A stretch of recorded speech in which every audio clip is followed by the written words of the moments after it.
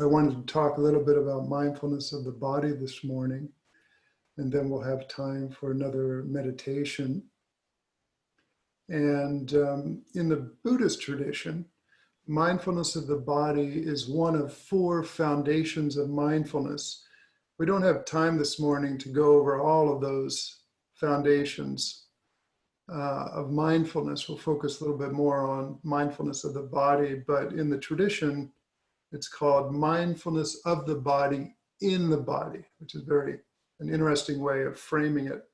The other foundations of mindfulness include mindfulness of feelings, which is more about feeling tones such as satisfied, dissatisfied, or neutral. And the other 2 foundations are mindfulness of the mind.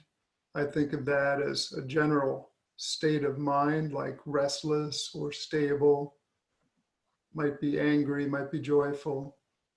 And then the last foundation tends to be a little bit more tricky, sometimes interpreted as mindfulness of mental objects or mindfulness of phenomena.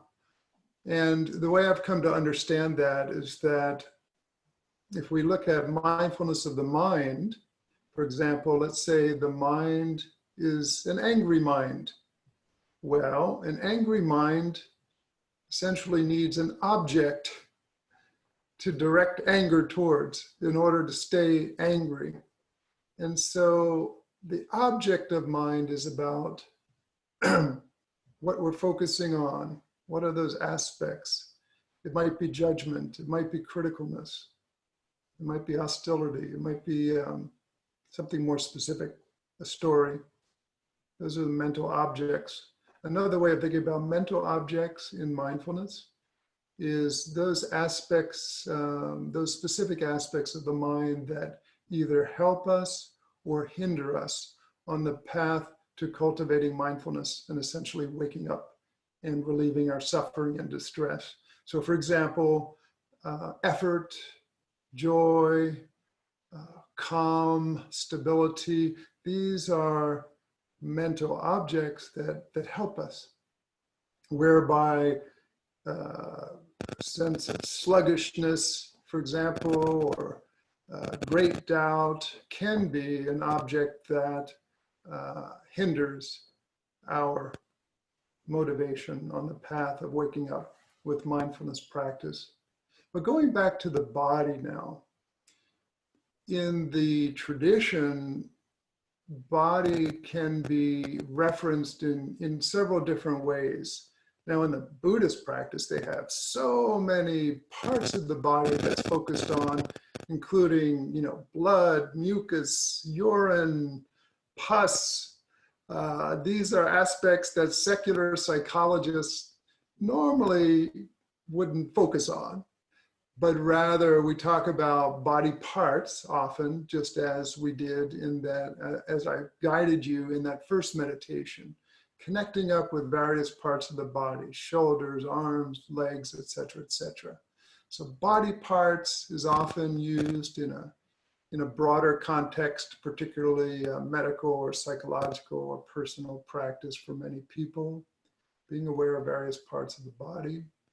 Also, various positions of the body, such as walking, standing, lying down, and sitting, are essentially the 4 main postural aspects that we can apply mindfulness to. And then additionally, mindfulness of the body can reference what are referred to as elemental qualities of the body. By elemental qualities, I mean the 4 main elements of air, fire, water, and earth. Although it might sound a little esoteric, it can be fairly concrete when we reference those elemental qualities to our bodily experience. For example, I think the easiest elemental quality to reference within the body is probably air, because we're breathing. And so this quality can be connected with through the simple process of breathing. The earth element has to do with a sense of solidity and stability. And in general, the body itself, the whole body, can be seen as a representative of a sense of earth. And fire element is often referenced in terms of heat or temperature. For example, in meditating on the breath, we may become aware of a slight temperature change of the breath being breathed in, the inhalation being cooler than the exhalation. Or another way of referencing heat within the body is just paying attention to temperature. Noticing the temperature on your hands this morning, on your forehead, on your face, noticing that. So I covered earth, I covered air, covered fire, and water. Water is fairly easily referenced when we think about blood, we think about saliva, for example, getting a sense of the flow of water within the body. I also think for those of you who are healing professionals, psychologists, psychiatrists, and all people who are using mindfulness in various ways in referencing the body, I like to think that these elements have some emotional qualities. For example, if you had an excess of earth element, you might be drawn down and heavy. We might be depressed or sluggish. So the skillful side of the earth element has to do with stability, connection, nourishment, support. You might say the shadow side of the earth element is this being drawn down, heavy, sluggish, maybe depressed. Another way to frame the air element would be in the skillful sense of being spacious, having space between you and your thoughts, for example. The shadow side of the air element might be, proverbially lost in the clouds, ungrounded. Looking at the fire element, the skillful side of the fire element has to do with initiation, motivation, effort.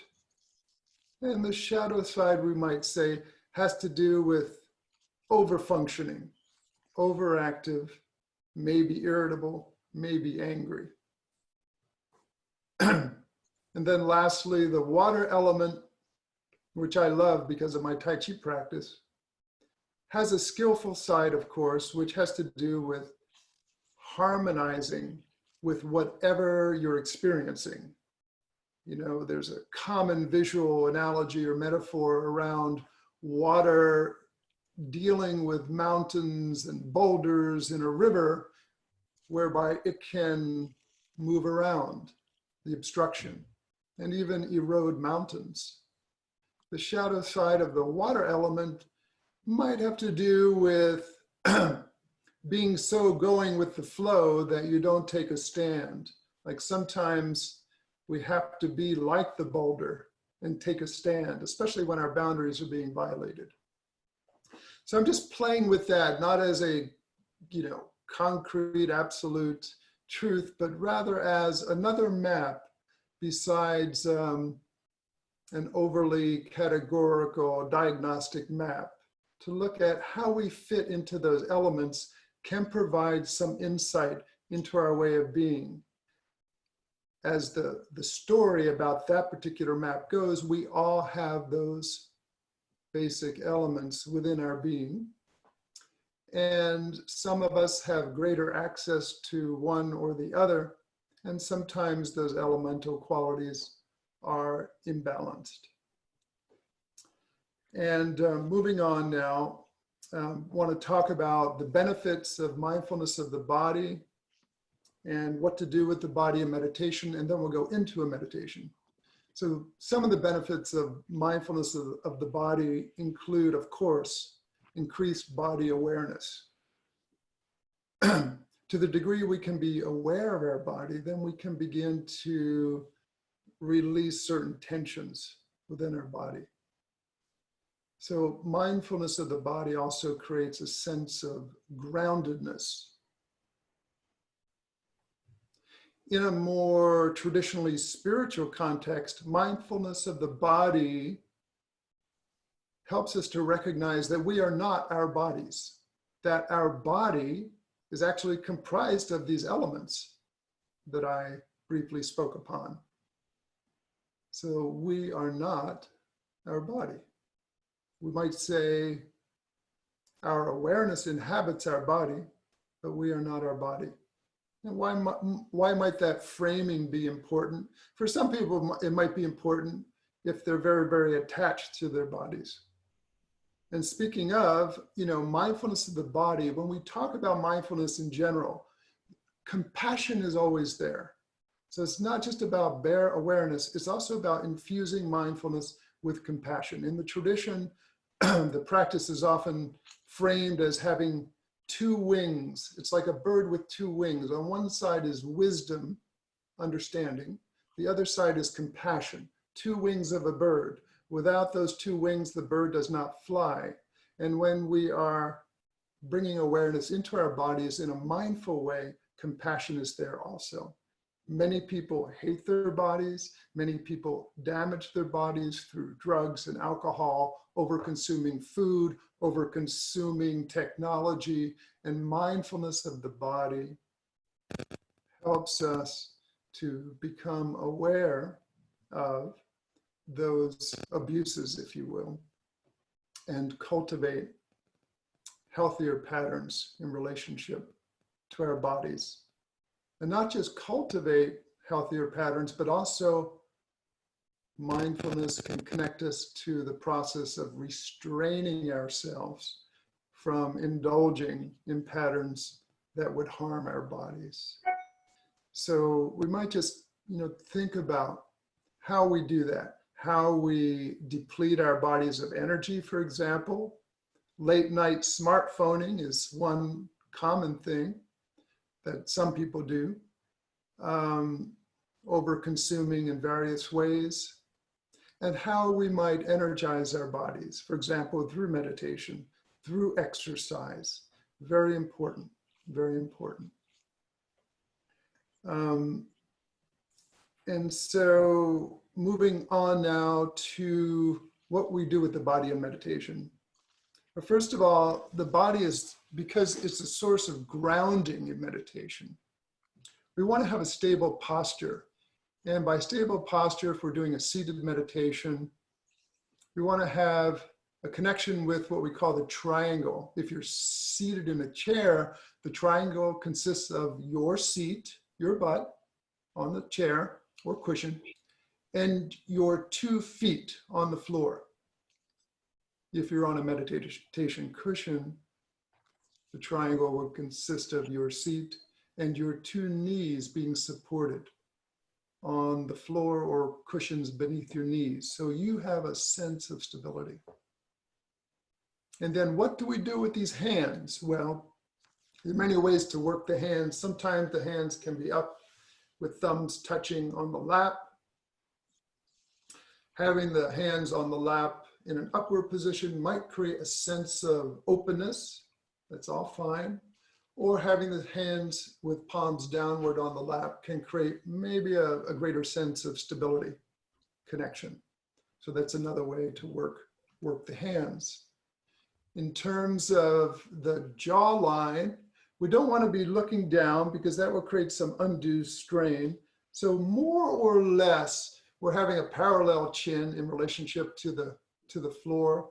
Sometimes just a little tuck down will do it, but not overly so.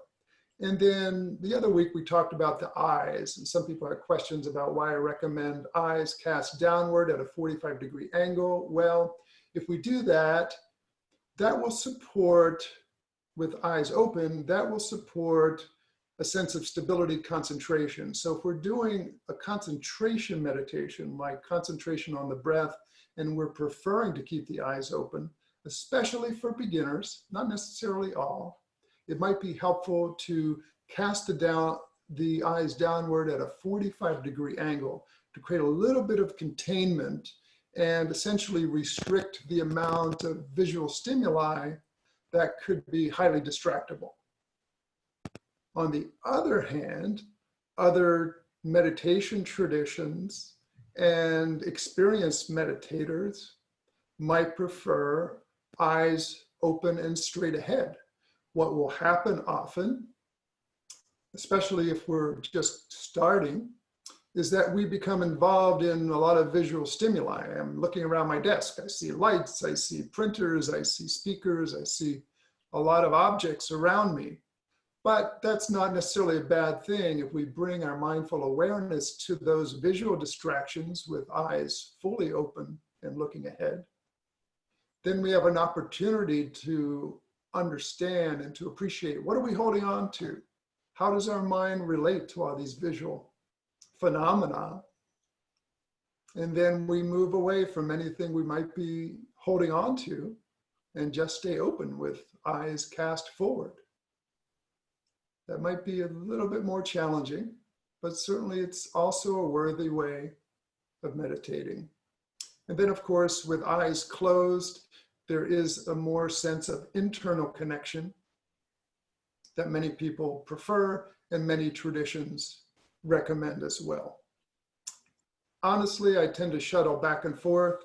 Lately, I've been meditating with eyes closed more than eyes open, but I've been involved in meditation traditions that use both. And I can't say I have a favorite because I tend to shuttle between back and forth. Using the eyes to help you from sleeping can be a process as well, so that if you find yourself being really dreamy or sluggish in a closed-eyed meditation, what you can do is call upon the eyes by opening them up, opening your eyes to take in light, and that can help you to become more aware, more energized. And correspondingly, you can call upon the breath. If you are feeling sluggish in meditation, you can take several deeper breaths to energize the body and brain. So using the body as a resource